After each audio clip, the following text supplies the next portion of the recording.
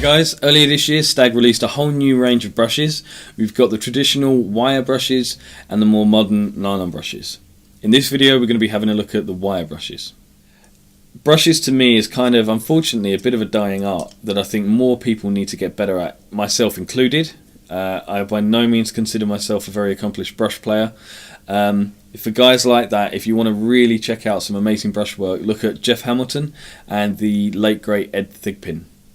So because of that, I really encourage everyone to pick up a pair of brushes and start to learn, because it's almost like, you know, all the technique you learn through drums, you have to then start again with brushes. It is a different technique and it's almost like playing a different instrument, but when you really get the hang of it, it's an absolutely incredible sound. Okay, so these are the rubber handled retractable wire brushes from Stagg.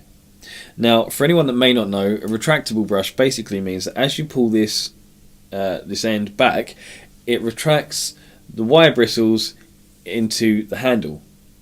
Now obviously that's good for storage, but the main reason it's there is for tone shaping. For me, I've always found that the most useful kind of change in tone is in that last inch of the handle.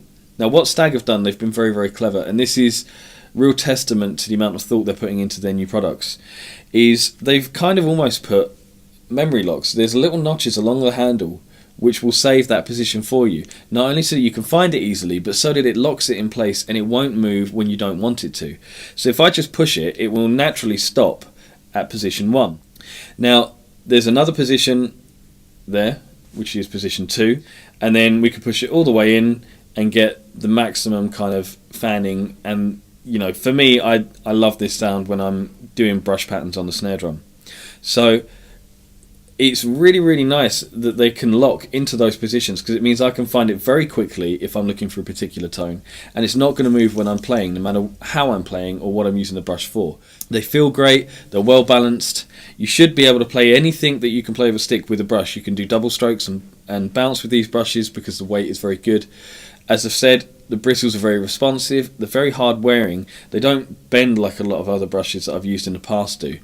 Now as I've said, I'm by no means a very accomplished brush player, but in my experience these are some of the nicest brushes I've used.